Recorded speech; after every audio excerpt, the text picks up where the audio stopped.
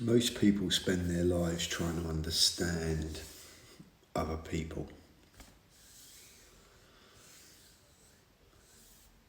Why did they do that? Why did they say that? Why did they leave? Why did they lie? Why did they react like that? You know?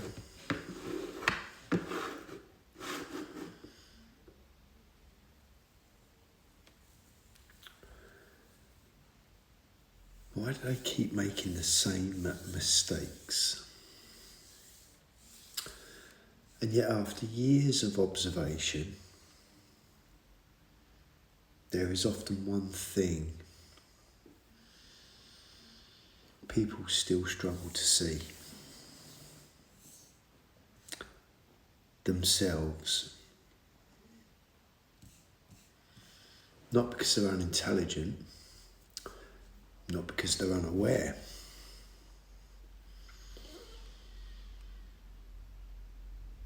but because self-observation is one of the hardest skills a human being can develop.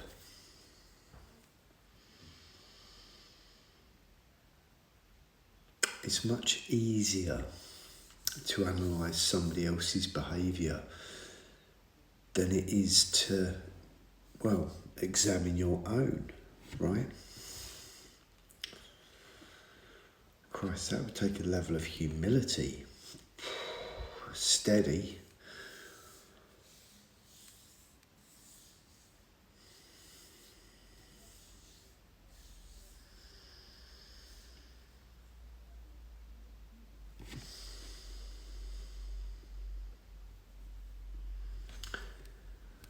It's much easier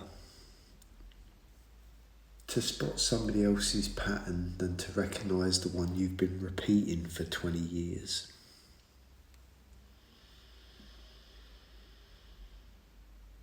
And this is where this entire series, has been leading.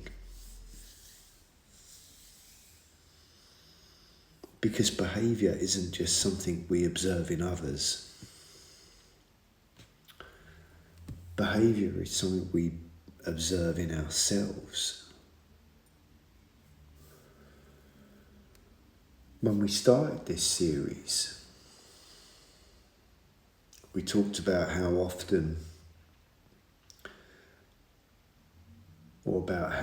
people often tell you who they are.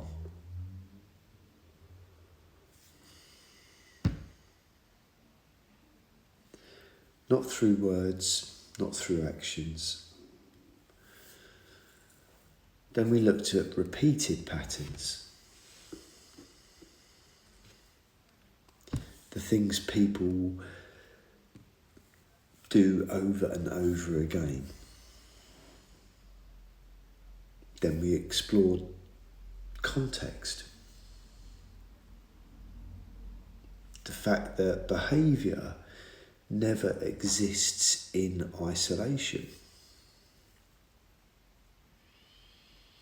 And then we looked at pressure. Because pressure strips away performance. And now we arrive at the final piece, the observer, you. Because the greatest blind spot in most people's lives is not another person, it's themselves. Most people think they're seeing reality clearly.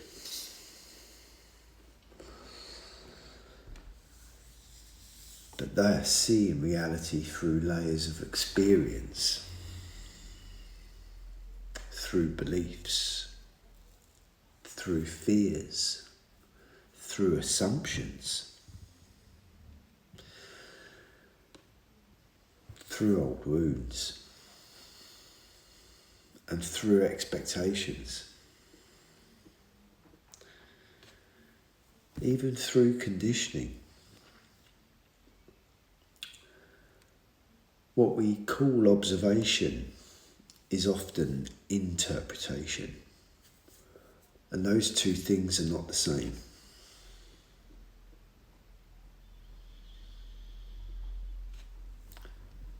Two people can witness exactly the same event and walk away with completely different stories. We've done this before. Not because the event changed, because the observer changed. And this is where human behaviour becomes fascinating, because we don't just react to reality, we react to the meaning we assign to reality.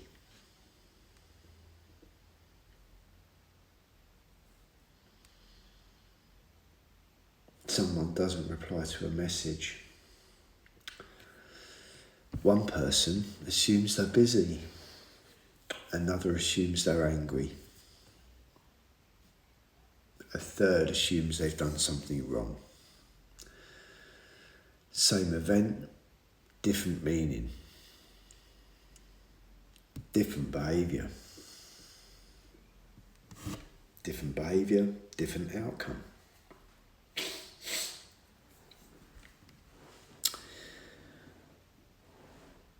When you begin observing behaviour deeply enough, you start noticing something strange. The external world becomes a mirror.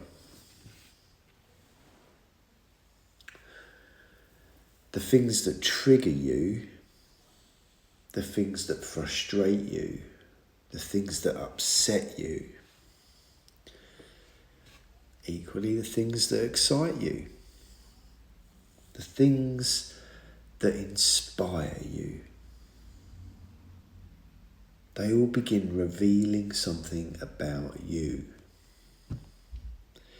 Not just about the other person, about you. And this is where many people stop. Because observing others is interesting. Observing yourself can be uncomfortable. You start noticing the stories you've been carrying. You start noticing the assumptions you make. You start noticing the conversations happening inside your own head.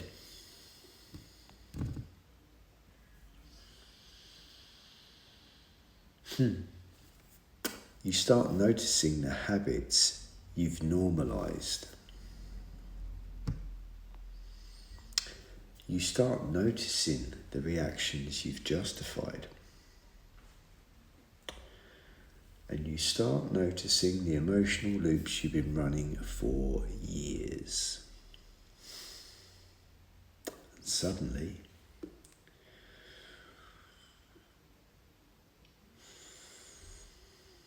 behaviour becomes more than psychology.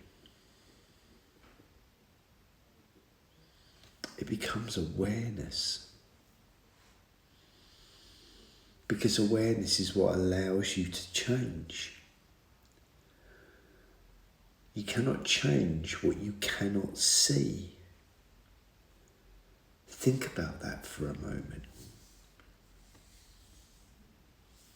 Every improvement you've ever made in your life began with seeing something differently. A habit, a belief, a behaviour, a pattern. Something became visible.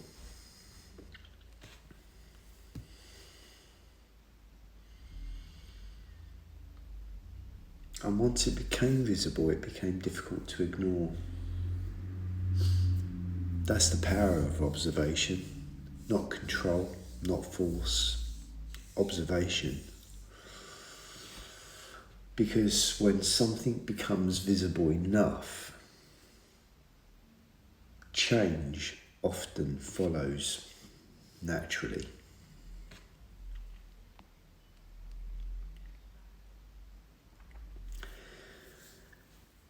The interesting thing is that people who understand human behaviour best are rarely the people trying to control everyone else. They're usually the people who have spent years observing themselves. They know their strengths. They know their weaknesses. They know their triggers and they know their patterns.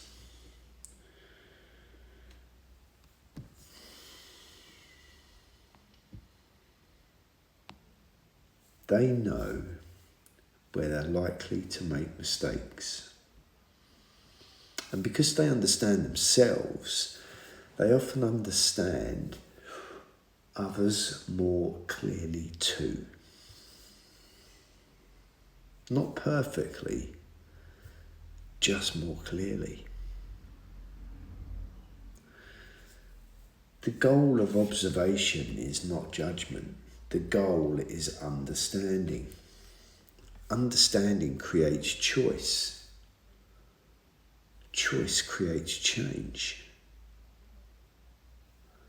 And change creates growth. So if there's one thing I would leave you with, I paused unintentionally. At the end of this series, it's this. The next time you find yourself frustrated by somebody else's behaviour, pause. Before asking what's wrong with them, try asking, what am I seeing? What assumptions am I making? What story am I telling myself? What might I be missing?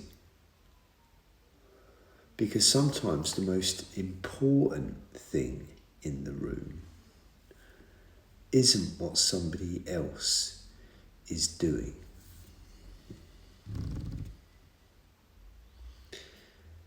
It's what you're not seeing.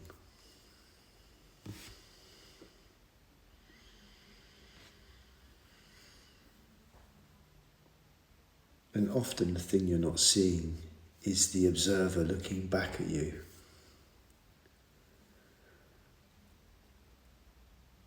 Thank you for joining me for human behaviour.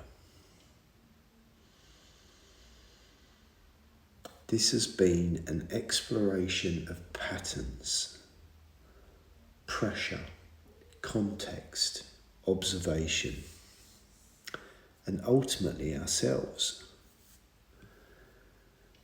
Because the more clearly we see behaviour,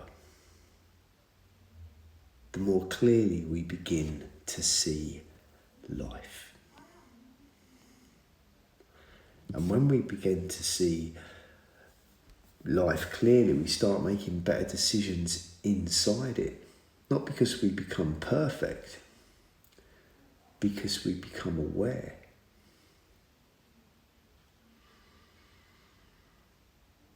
And awareness, that changes everything.